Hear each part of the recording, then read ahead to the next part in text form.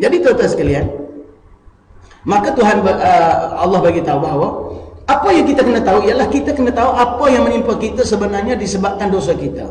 Sebenarnya jika tidak kerana dosa, maka Tuhan yang dinamakan Ar-Rahman itu lebih kasih kepada hamba dia daripada mak dia sendiri terhadap anak dia. Tak munasabah Allah membiarkan. Kenapa Allah gerakkan hati manusia untuk menaikkan harga? Kerajaan tak isytihar naik harga pun, bila masuk dia tahun baru, peniaga-peniaga naik harga. Betul tak? Biar. Jadi tuan-tuan sekalian, soalan saya, kenapa Allah dorong manusia untuk menaikkan harga?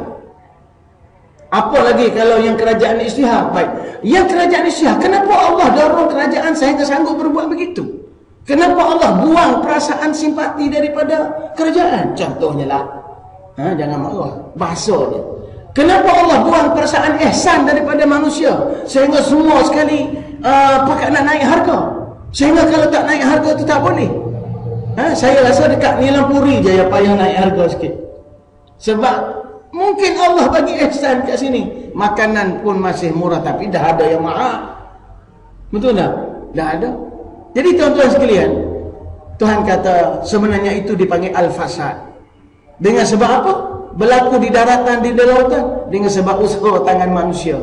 Apa sebab? Liyuziqahum, supaya manusia rasa sikit ba'dallazi amilu, kesan sebab daripada setengah perbuatan yang mereka lakukan, la'allahum yarji'un, semoga mereka insaf, semoga mereka kembali. Itu matlamatnya, kembali semula.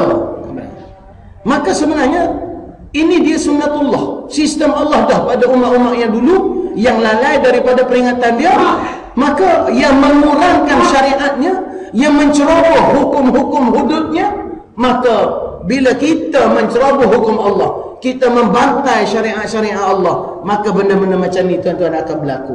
Dan Tuhan dah kata, falan tajida li sunnatillahi tabdila, walan tajida li sunnatillahi tahwila. Dua kali dia ulang. Dia kedua kena ayat sama, cuma dia tukar, kat sini tabdila, kat sini tahwila. Dia kata, mu jangan duk fikirlah, mu tak akan boleh atasi kehendak aku. Sebab falan tajida, mu tak akan jumpa untuk sistem Allah itu tabdila, alternatif lain. Kalau kamu buat macam tu, impaknya macam ni. Jadi kamu jangan lari daripada sistem aku, kerana dia tidak akan berubah. Dan kamu tak usah berusaha untuk memesongkannya. Jadi tabdila ni tukar teguh. Kalau tahwila ni enjok sikit-sikit. Sama ada mu nak tukar teguh kau, atau mu nak enjok sikit-sikit kau, dua-dua tu tak akan berlaku. Kerana sunnah Allah, apabila kamu mengurangkan syariat Allah, maka kamu menghancurkan diri kamu. Itu keadaan. Sebab itu kita marah bila kerajaan nak buat tourism, spiritual tourism center sebagainya. Tapi benda tu dah diluluskan di bawah semangat Satu Malaysia. Jadi tuan-tuan sekalian, Satu Malaysia ni pun kita pun tak faham apa nak. Nampak sangat seolah-olah Malaysia lah segala-galanya, sebagai alasan untuk kita bertindak. Saya pun tak faham kita nak tafsir macam mana, saya tak mau bincang benda tu. Jadi tuan-tuan sekalian, maka kata setengah orang salaf, apakah balasan kepada maksiat yang dibuat? Pertama, al-wahnu fil ibadah. Al-wahnu fil ibadah ni dia jadi malas nak beribadah. Itu kita boleh cek. Kalau kita tak minat beribadah, semayang tak minat, baca Quran tak minat, itu bermakna ada maksiat pada diri kita. Yang kedua, adhiqu fil ma'isyah, sempit dalam kehidupan. Yang ketiga, at-ta'assur fil lazah, dan payah nak cari kelezatan. Lalu ditanya, wa ma ta'assur fil lazah, apakah yang dikatakan payah mencari kelezatan itu?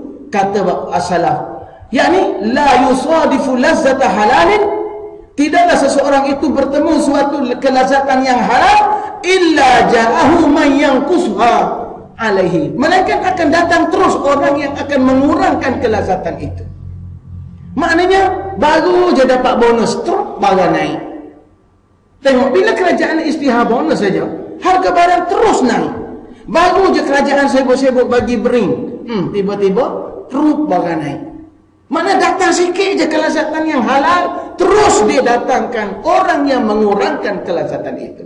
Cuba tengoklah tu, nak pergi beli barang, duit kena bawa pakai troli. Tak Tak ada siapa nak rompak duit. Tengok tukang kedai pun letak duit tepi jalan macam tu je. Apa jadi?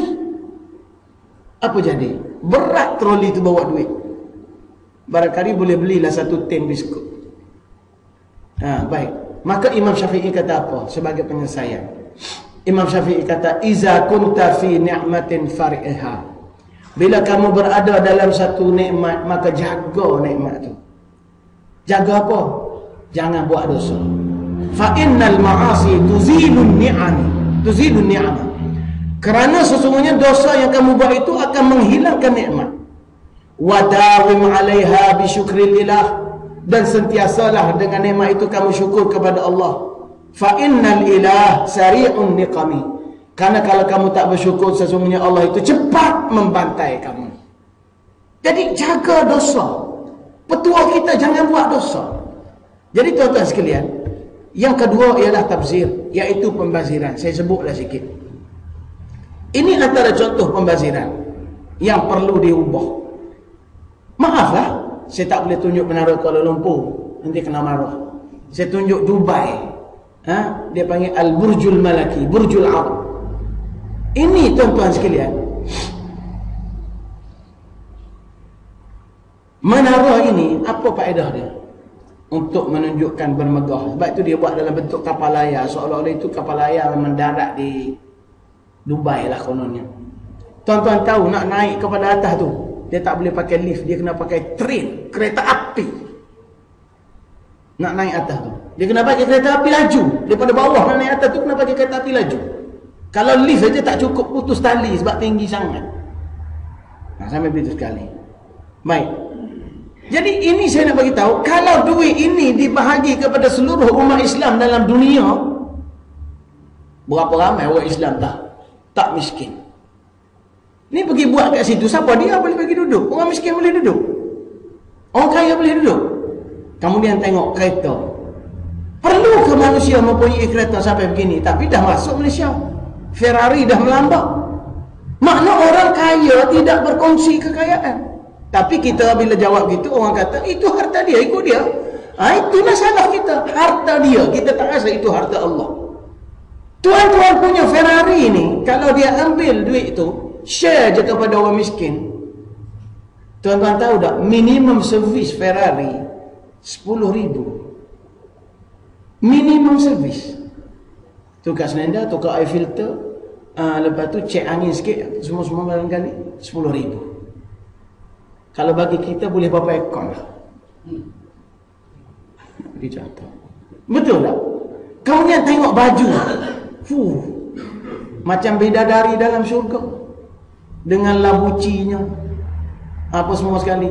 Dan yang paling tak berfaedah lagi, orang miskin pula tak tinggal-tinggal lagi ni. Lepas tu nak suruh barang tak naik, dah kita dah beli.